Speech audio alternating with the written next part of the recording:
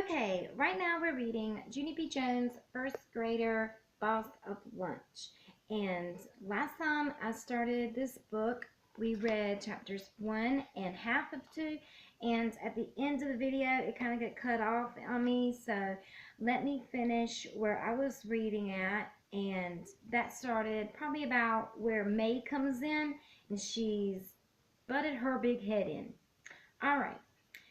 "It's good for you too," said May.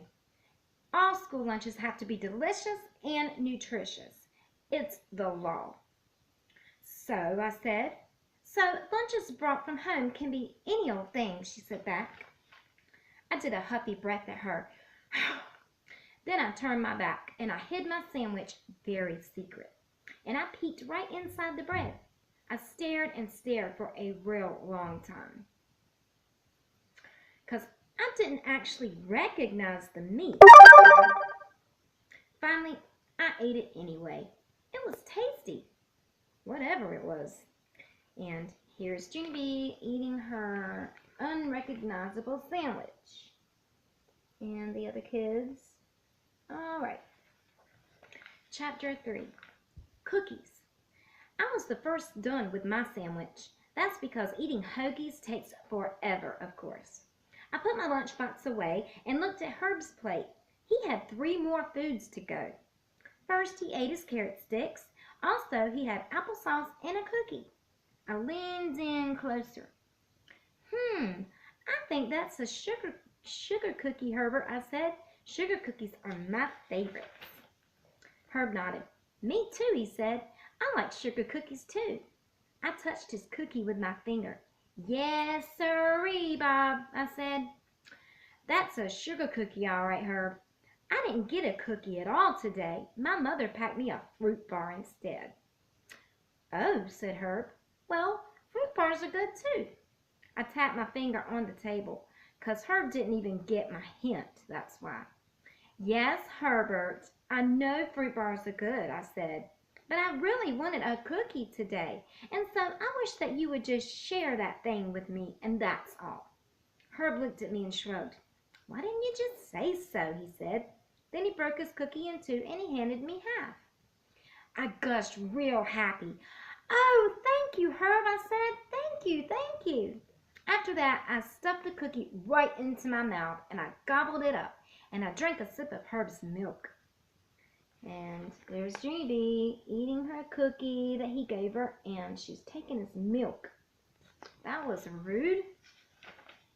"Yum! That tastes just like the cookies that Mrs. Gutsman used to bring to afternoon kindergarten," I said. I smiled at the thought of that woman. "Gladys Gutsman was our snack lady last year," I explained to her. "She used to bring us cookies and milk every week." I made my voice kind of secret. "Only guess what, Herb? Sometimes Miss Gutsman gave me 2 cookies instead of just 1, I said, "'cause I was her favorite person in room 9, I think." Jose heard what I said.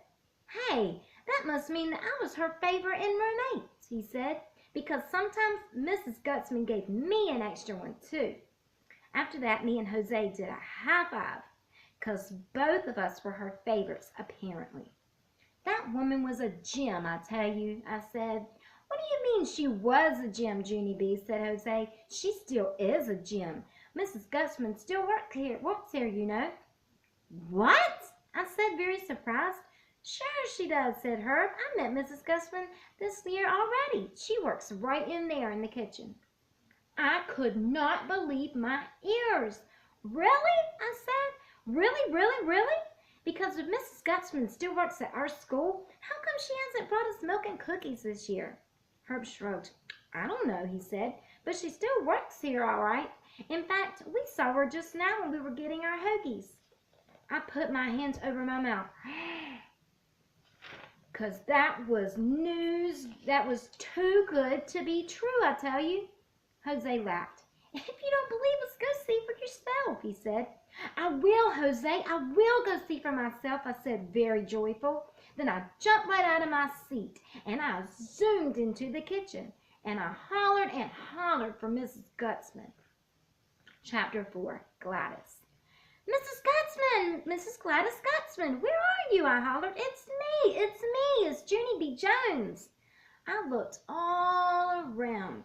There was a long counter with children pushing trays. Did anyone see Mrs. Gladys Gutsman? I asked the children.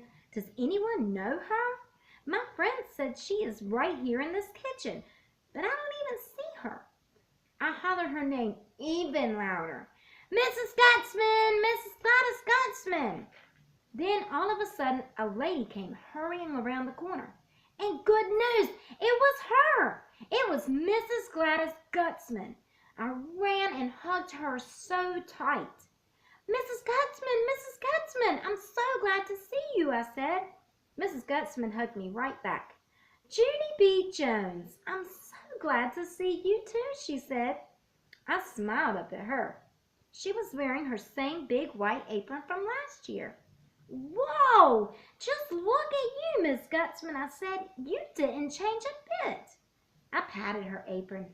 You didn't even change your clothes, apparently. Mrs. Gutsman laughed. She was wearing plastic mitts on her hands. Plus, also, she was wearing a hairnet. Hey, I remember those guys from last year, I said. You told me that you wear plastic mitts and a hairnet whenever you touch food, remember? You said that was good hygiene. 'Cause mitts and a hairnet protect our food from dirty germs and hairs. Mrs. Gutsman made a face. Are you sure that's the way I put it, she asked. I skipped all around her in a circle. Hey, Mrs. Gutsman, now that you found me, you can start bringing cookies to my room again. I held up one finger.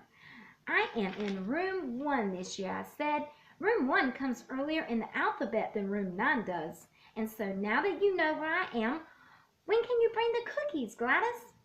Mrs. Gutsman did a chuckle. Then she leaned down next to me. She patted my arm, and she said, do not call her Gladys. After that, Mrs. Gutsman explained all about snacks.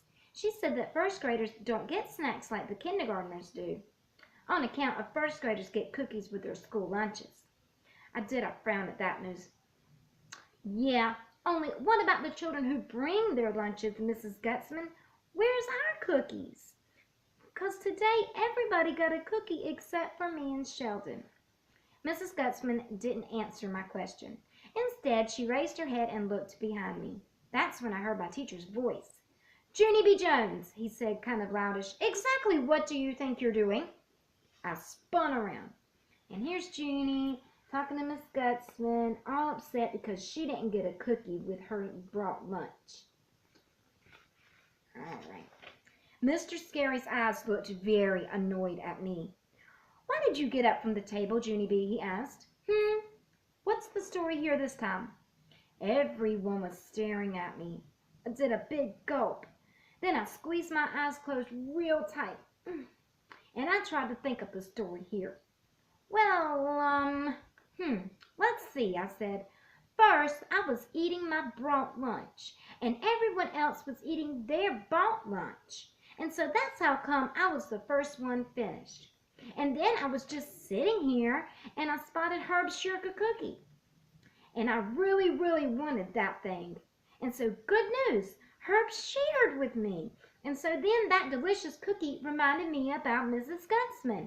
And so what do you know? Herb and Jose that said she was right here in this exact kitchen, I tell you. So I jumped up from the table and I ran in to say hello, I said. After that, I looked up at Mrs. Gutsman, kind of nervous. And I waved my fingers. Hello, I said. Hello, she said back. Mr. Scary shook his head.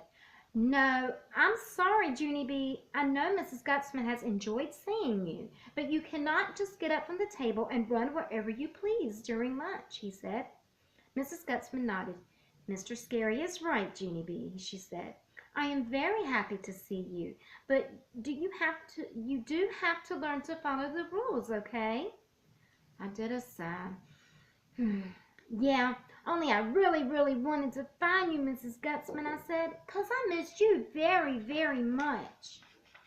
Mrs. Gutsman tapped on her chin. She said, maybe I have an idea. Maybe if you promise to follow the rules, you can come back here tomorrow and help me in the kitchen. Would you like that, Junie B? My eyes got big and wide at her. Are you kidding me, Miss Gutsman? I said. Is this some kind of joke? She smiled again. Nope, she said. It's no joke. We let children help us in the kitchen quite often. If it's okay with your teacher, I'll give you a permission slip to take home to your parents. I pulled on Mr. Scary's arm. Oh, say it's okay. Please, please, please, Mr. Scary, I begged. Mr. Scary did not answer right away. Instead, he ran his fingers through his hair and he thought and he thought. Then finally, he said it. Mr. Scary said it's okay. I clapped and danced and twirled.